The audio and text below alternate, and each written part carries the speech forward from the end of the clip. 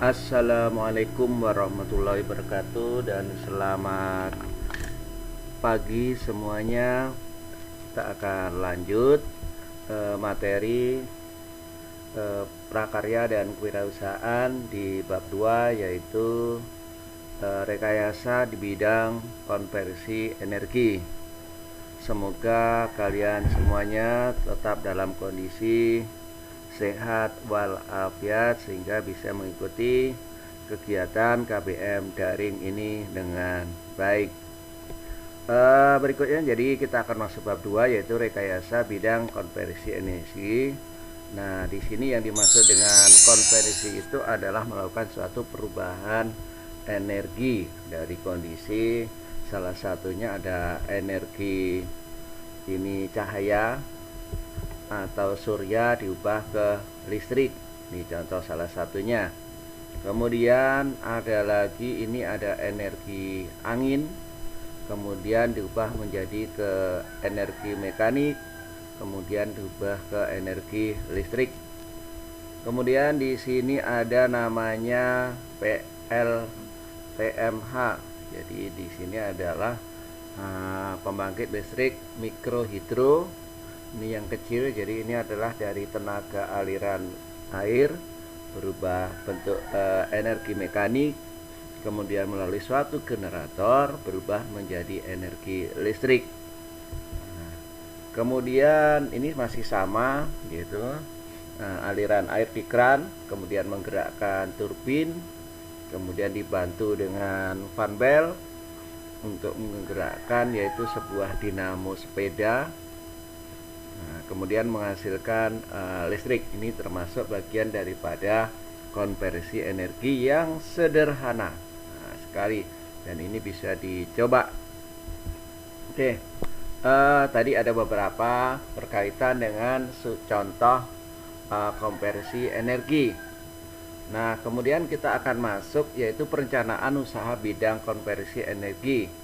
Yang pertama adalah memahami sumber daya yang dibutuhkan. Tentu di sini yang paling utama adalah atau manusia. Karena di sini peran manusia adalah yang menemukan ide, kemudian yang merencanakan, kemudian yang melaksanakan, kemudian yang mengelola atau melakukan suatu perawatan alat. Nah, ini semua maka peran manusia penting. Nah, maka disinilah dibutuhkan suatu SDM atau sumber daya manusia yang berkualitas untuk membuatnya atau merencanakannya, merancang peralatannya sehingga bisa menjadi efektif dan efisien. Efektif itu adalah dari segi waktu yang dalam waktu yang singkat, kemudian efisien ini adalah hemat biaya. Maka dari itu, dalam rangka untuk mewujudkan konversi energi yang tepat guna, perlulah SDM yang profesional di bidangnya. Itu. Yang kedua adalah berkaitan dengan money atau uang. Ini kaitan tuh berkaitan dengan lagi modal. Modal di sini adalah uang ini untuk membeli peralatan-peralatan yang digunakan, fasilitas yang digunakan atau konstruksinya. Maka di sana ada onderdil peralatan yang harus digunakan. Kalau pada mikrohidro tentu perlu konstruksi, membangun untuk kincir, membeli dinamo dan yang lain-lain. Kemudian pada PLTU tenaga uap perlu juga sarana. Jadi ini modal sarana, semakin banyak uangnya, banyak modalnya, maka sarana yang dibeli didapatkan akan semakin maksimal, sehingga dengan sarana yang maksimal maka akan menghasilkan listrik juga yang maksimal, artinya kapasitasnya bisa besar seperti itu. Dengan modal yang kecil tentu bisa juga dilaksanakan, tapi dengan menghasilkan daya listrik yang kecil juga. Kemudian material. Nah, ini material ini kan kaitannya adalah bahan baku. Maka di sini adalah tadi sudah kita sebutkan, salah satunya adalah dalam bentuk untuk konstruksi pendukungnya. Jadi kalau PLTU, PLTA untuk air maupun angin, terutama PLTA untuk bendungan. Jadi apa bahannya, bendungannya, kemudian untuk kincirnya atau turbin itu, kemudian yang lain-lain pendukung, maka ini memerlukan material yang berkualitas. Nah, benar-benar harus berkualitas supaya apa, tahan lebih lama. Kalau nanti dengan kualitas rendah, maka sarana yang dibangun yaitu seperti PLTA-nya dia tidak akan tahan lama, atau termasuk kalau membuat PLTA yang angin, ini semuanya harus sarananya dengan serba berkualitas. Kemudian mesin. Nah, mesin ini kaitannya dengan sarana pendukung. Kalau di konversi energi ini adalah dinamonya, generator. Nah, generatornya pendukung itu, maka disitulah mesinnya. Bisa juga dari mulai turbin, ya, kemudian panbel, penghubung, kemudian generator, kemudian langsung menghasilkan listrik. Nah, ini peran-peran ini harus benar-benar dilakukan orang-orang yang profesional agar awet mesinnya, seperti itu. Kemudian kembali lagi kepada IT. Kalau sudah mesinnya canggih, tentu akan menghasilkan listrik yang efektif. Jadi cukup daya ininya, penggeraknya kecil tapi bisa menghasilkan listrik yang besar, sehingga ini akan menghemat biaya.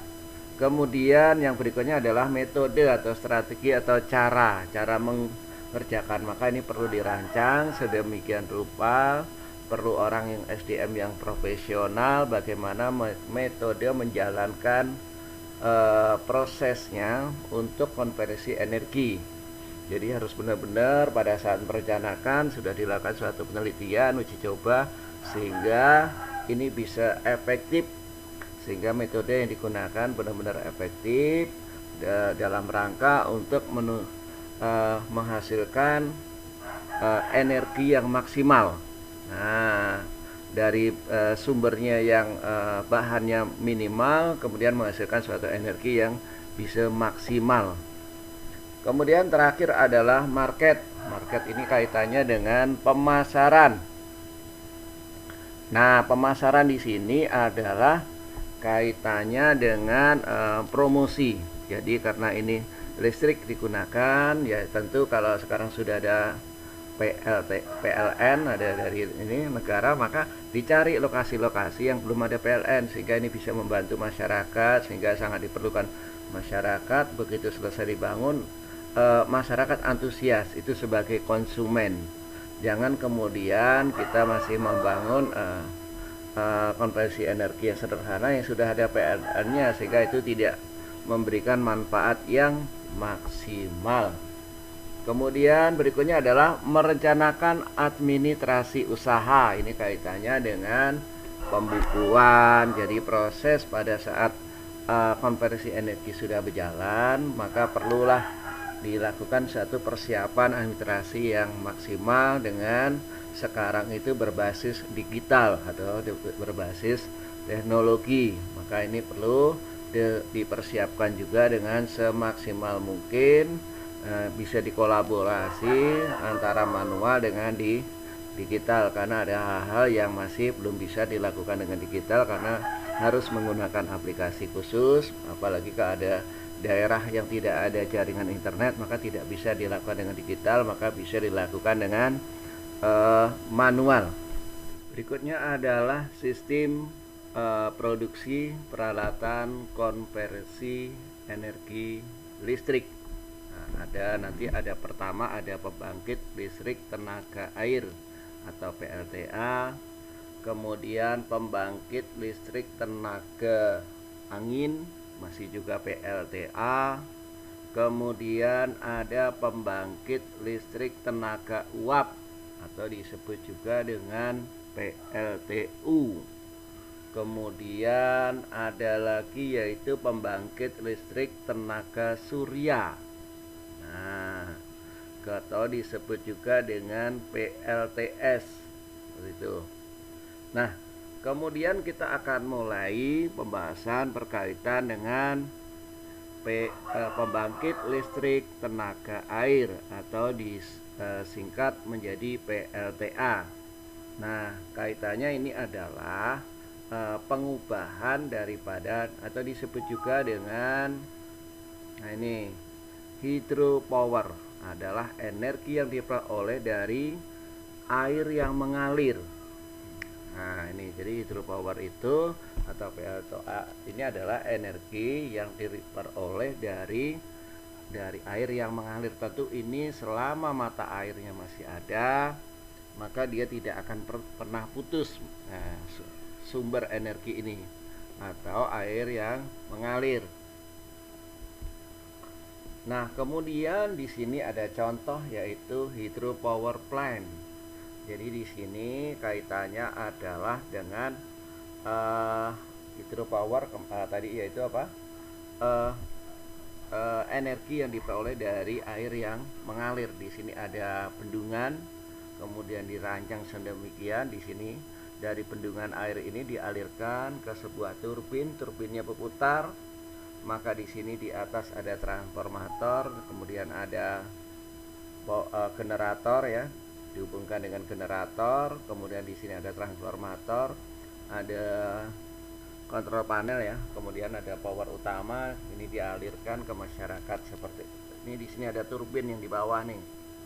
Nah, ini outflow ini adalah air yang keluar setelah melalui suatu turbin untuk menggerakkan turbin gitu. Di sini adalah control gate, ini adalah mengontrol pintu apabila kondisi airnya banyak kayu saluran airnya, maka pintunya bisa ditutup. Kemudian intake ini adalah air yang masuk lubang menuju turbin. Nah, seperti itu.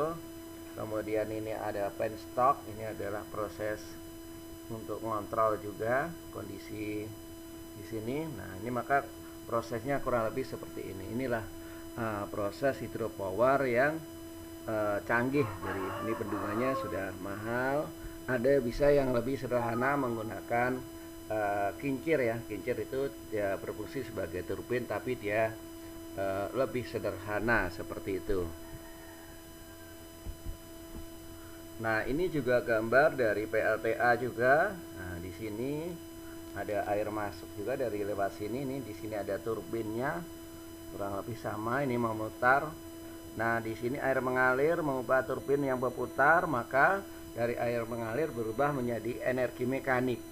Nah, dari energi mekanik ini kemudian dihubungkan di atas itu ada generator. Nah, ini ada stator, ini rotor, ada generator. Dari generator itu yaitu dari energi mekanik diubah ke energi listrik, baru melalui transformator. Ini adalah pembagian daya listrik keluar yang untuk dimanfaatkan. Demikian rupa seperti itu bagian-bagian pada pembangkit listrik tenaga air.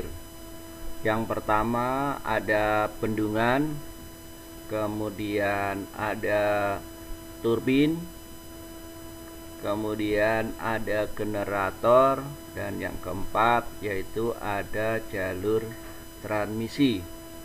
Nah, bendungan ini untuk menampung atau meninggikan posisi air sehingga bisa menghasilkan atau untuk meningkatkan kecepatan aliran air. Dengan aliran air semakin cepat maka menghasilkan energi yang makin besar.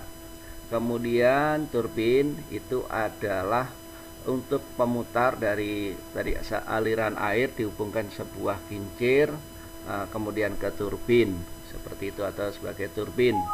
Kemudian setelah itu dari turbin menghasilkan energi mekanik, kemudian dihubungkan lagi dengan generator. Nah, generator ini berperan untuk mengubah dari energi mekanik ke energi listrik. Nah, setelah itu melalui proses, kemudian dari generator menuju trafo, kemudian masuk ke jalur transmisi, yaitu jalur jaringan untuk listriknya. Ini adalah contoh daripada bendungan, sehingga berperan tadi untuk meninggikan permukaan air dalam rangka tujuannya untuk menghasilkan aliran air yang deras atau tinggi cepat, sehingga akan menghasilkan energi yang besar. Ini contoh berikutnya. Nah, di sini di paling tepi ini adalah posisi untuk nyimpan, yaitu turbinnya. Dilindungi, ada beberapa bangunan ini untuk melindungi dari kondisi yang bahaya banjir.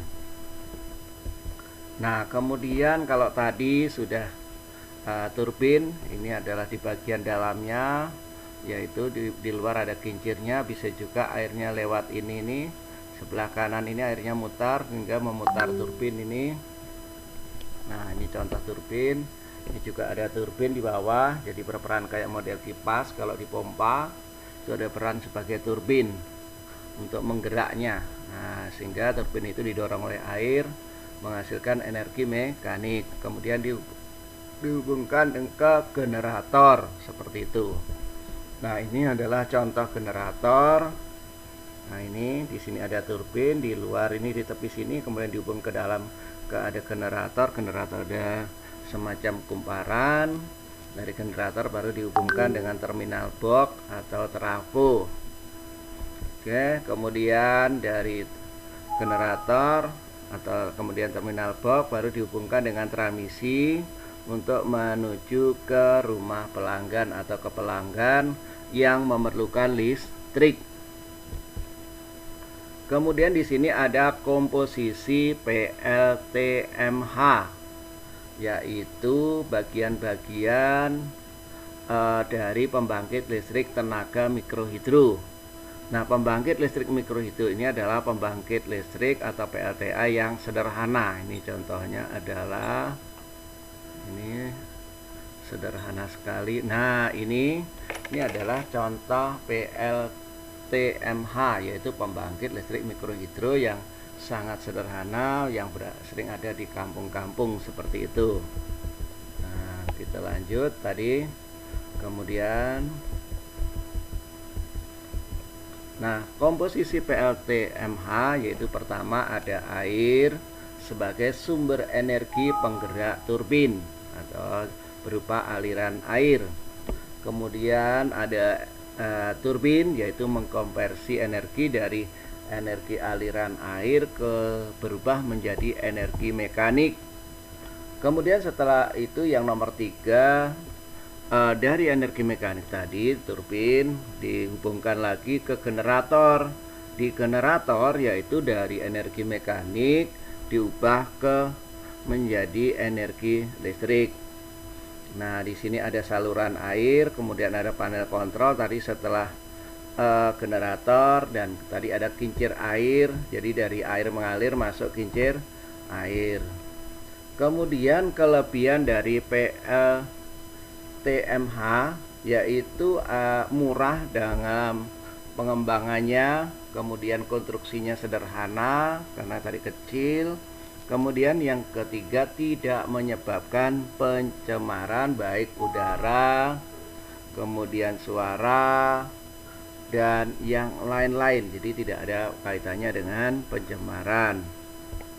Kemudian pembangkit listrik tenaga angin atau masih disebut dengan PLTA. Nah, ini menggunakan kincir angin. Ini biasa disebut dengan kincir angin, dihubungkan ke turbin, yaitu yang menghasilkan energi mekanik, baru masuk dihubungkan ke generator. Ini contoh daripada pembangkit listrik tenaga angin. Ini masih contoh lagi pembangkit listrik tenaga angin. Kemudian ini masih juga contoh, ini lebih lengkap, yaitu dihubungkan dari wind turbin, turbin angin, dihubungkan dengan generator, kemudian trafo. Kemudian masuk lagi trafo ini baru disalurkan ke transmisi ya, lewat pendistribusian. Inilah proses daripada PLTA, yaitu pembangkit listrik tenaga angin, prosesnya. Kemudian komponen atau bagian pada sistem pembangkit listrik tenaga angin, ada anemometer pengukur angin, ada blades. Ini ada sebenarnya pada posisi kincir anginnya ini yang didorong untuk menampung angin sehingga bisa berputar agar berputar. ada brake ini memecah setelah blades, ada controller, ada gearbox. Kemudian kontrol ini untuk mengontrol kecepatan, mengukur kecepatan. Kemudian generator mengubah energi mekanik menjadi energi listrik. High speed shaft, ada high speed shaft. Jadi ini adalah pengaturan di mana dia posisi kecepatannya tinggi dan kecepatan rendah. Ada nacelle, ini adalah bagian di dalam item. Turbin, ada pit, rotor, tower, wind direction, ada wind fan, yaw drive, kemudian ada yaw motor, kemudian terakhir ada penyimpanan energi yaitu berupa baterai. Jadi pada saat anginnya di siang hari kuat, jadi dia ditampung dulu di baterai, kemudian malam baru digunakan. Kemudian berikutnya adalah proses pembangkit listrik tenaga angin. Tadi udah kita sampaikan. Nah, ini prosesnya. Dari kincir angin menghasilkan masuk turbin, maka menghasilkan yaitu dari energi gerak menuju berupa energi mekanik di sini, karena bergerak dia otomatis langsung menghasilkan energi mekanik. Kemudian dihubungkan ke generator menghasilkan listrik, dari listrik masuk ke trafo, baru masuk ke jaringan atau jalur transmisi. Itu adalah proses pembangkit listrik tenaga angin. Kemudian pembangkit listrik tenaga uap, ada PLTU, kemudian yaitu adalah pembangkit listrik yang mengubah energi kinetik uap menjadi energi listrik. Nah, ini adalah PLTU. Jadi, nah di sini adalah contoh PLTU yang ada di Indonesia. Yaitu biasanya PLTU ini berdekatan dengan laut atau sungai besar untuk sebagai pendingin atau yang masuk reservoir pendinginnya. Kemudian ini adalah PLTU terbesar di Indonesia, pemasok Jawa Bali. Ini menggunakan PLTU tepi laut. Nah, kemudian energi yang primer yang dapat digunakan untuk proses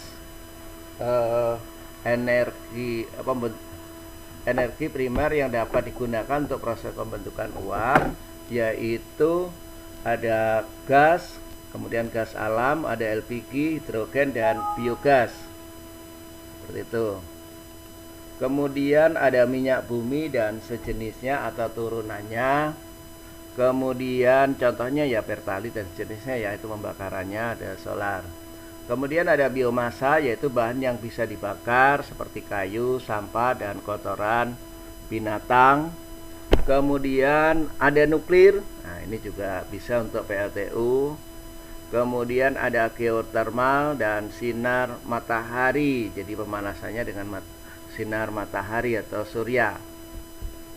Nah, kemudian proses dalam konversi PLTU yang pertama adalah bagaimana dengan menggunakan gas tadi untuk membakar suatu air atau sebuah air sehingga menghasilkan uap. Nah, dari uap itu menghasilkan panas, tentu dari pembakaran uap, berarti karena ada uap pasti ada panas. Nah, dari panas itu menjadi energi mekanik. Nah, yaitu menggunakan turbin. Cuma mungkin yang penting apakah menjadi energi mekanik ada untuk menggerakkan yaitu generator. Nah, jadi dari mekanik itu dikonversi menggunakan generator menjadi energi listrik.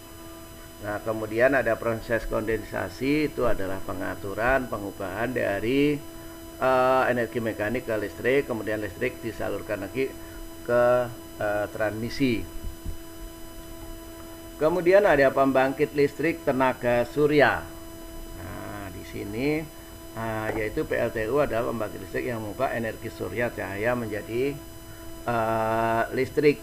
Ini contohnya adalah, nah ini ada panel di atas, ini ada panelnya untuk menampung cahaya. Kemudian nanti akan menghasilkan panas.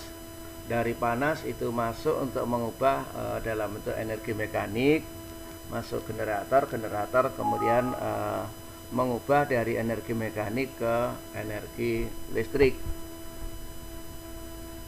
Nah, ini contoh lain bentuk penggunaan panel surya. Nah, ini contoh lain menggunakan panel surya.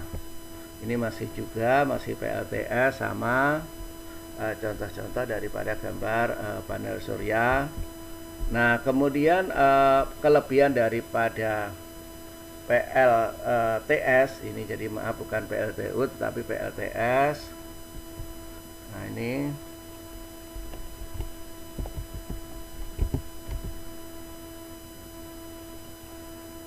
PLTS tidak akan pernah habis, tidak akan pernah habis. Jadi selama masih ada matahari bersinar, maka energi ini tidak akan pernah habis. Kemudian kelebihan PLTS lagi ada ramah lingkungan ya. Ini bukan rumah lingkungan tetapi ramah lingkungan. Nah, seperti itu. Jadi ada ramah lingkungan.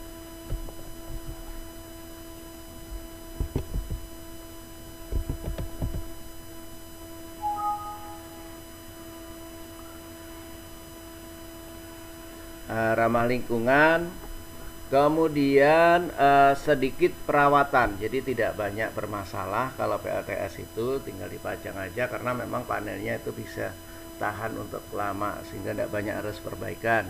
Umur panel surya yang panjang, nah ini kaitannya dengan berarti kalau kita gunakan panel surya lebih tahan lama penggunaannya. Kemudian cocok untuk daerah tropis seperti Indonesia, seperti itu. Nah, kemudian ini adalah proses daripada PLTS. Di sini ada solar, itu adalah cahaya masuk modulnya, model panelnya. Kemudian ini adalah charger, itu pengecas baterai. Nah, di sini ada peran dari panas diubah akan menjadi untuk menyimpan energi listriknya.